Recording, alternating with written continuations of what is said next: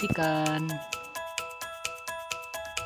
Pertama, kita akan membahas tentang kajian daftar pustaka dan pentingnya daftar pustaka.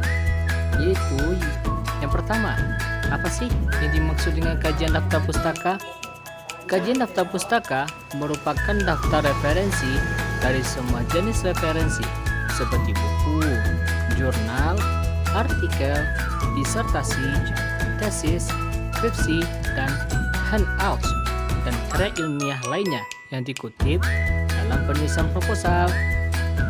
Kajian pustaka juga disebut sebagai kegiatan yang meliputi mencari, membaca, dan menelaah laporan-laporan penelitian dan bahan pustaka yang memuat teori-teori yang relevan. Nah, kita sering bertanya, apa sih pentingnya kajian daftar pustaka dalam metodologi penelitian? Tentu ada pentingnya. Yang pertama, merefleksikan kadar keilmuan suatu penelitian. Yang kedua, menjadi acuan dalam penelitian. Jadi, di dalam sebuah penelitian tentu ada acuan di dalamnya, seperti pentingnya daftar pustaka di dalamnya. Yang ketiga, membekali peneliti dengan landasan yang diinginkan. Jadi, dalam penelitian tentu banyak landasan yang akan ditemukan dalam kajian daftar pustaka. Yang keempat, dapat menganalisis suatu data menjadi teori. Yang kedua, masuk kepada bagian proposal atau persiapan yang membutuhkan kajian. Kajian pustaka itu membutuhkan sebuah kajian yang bernama kajian teori. Kenapa? Karena kajian teori berisi seperangkat konsep yang menyajikan satu pandangan sistematis tentang fenomena dalam penelitian dengan merinci hubungan antar variabel yang bertujuan menjelaskan serta memprediksi fenomena tertentu.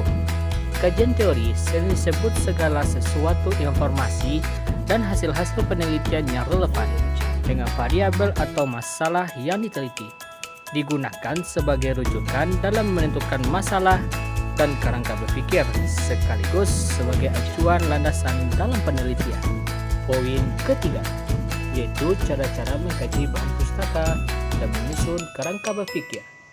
Penyusunan kajian pustaka meliputi beberapa langkah sebagai berikut. Yang pertama, membaca karya-karya ilmiah hasil penelitian sebelumnya yang terkait. Yang kedua, mencatat hasil interpretasi terhadap bahan bacaan. Yang ketiga, menyusun kajian pustaka berdasarkan hasil analisis terhadap karya ilmiah sebelumnya yang relevan. Dan selanjutnya, ada pun langkah-langkah atau tahapan dalam menyusun kerangka berpikir. Di antaranya, yang pertama, menentukan variabel yang detail. Yang kedua, membaca buku-buku dan buku-buku hasil penelitian. Yang ketiga, deskripsikan teori serta hasil penelitian. Yang keempat, menganalisis teori dan juga hasil penelitian. Yang kelima, menganalisis komparatif tentang teori dan hasil penelitian. Yang keenam, sintesa kesimpulan. Yang ketujuh, kerangka berpikir. Poin keempat, yaitu aturan pengutipan berdasarkan body note, footnote, dan endnote. Yang pertama yaitu body note. Body note dilakukan ketika penulisan mencantumkan sumber kutipan langsung setelah selesainya sebuah kutipan dengan menggunakan tanda kurung. Yang kedua yaitu footnote. Footnote adalah berbagai keterangan tambahan dan bagian naskah-naskah yang ditulisan ilmiahnya yang diletakkan di kaki halaman. Yang ketiga yaitu endnote. Endnote adalah salah satu cara mempertanggungjawabkan referensi yang digunakan dengan menuliskan data referensi pada bagian akhir karangan. Poin kelima, menjabarkan penelitian dan cara penulisannya. Relevan adalah suatu penelitian sebelumnya yang sudah pernah dibuat dan dianggap cukup relevan atau mempunyai keterkaitan dengan judul dan topik yang akan diteliti, yang berguna untuk menghindari terjadinya pengulangan penelitian dengan pokok-pokok permasalahan yang sama. Penelitian relevan juga memuat hasil-hasil penelitian sebelumnya. Relevan dengan penelitian yang telah dilakukan dengan maksud untuk menghindari duplikasi. Di samping itu, untuk menunjukkan bahwa topik yang akan diteliti lain dalam konteks yang sama. Poin ke-6, menguraikan hipotesis dan contoh-contoh. Pengertian hipotesis. Hipotesis adalah jawaban sementara terhadap suatu permasalahan yang sifatnya masih praduga atau menduga-duga, sebab masih harus dibuktikan terlebih dahulu kebenarannya, kemudian melalui sebuah riset dan penelitian.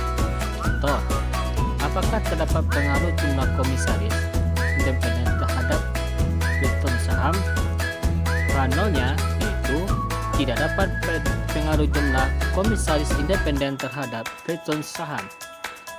H1, terdapat pengaruh jumlah komisaris independen terhadap return saham. Sekian materi yang saya dapat sampaikan. Sekian, terima kasih. Assalamualaikum warahmatullahi wabarakatuh.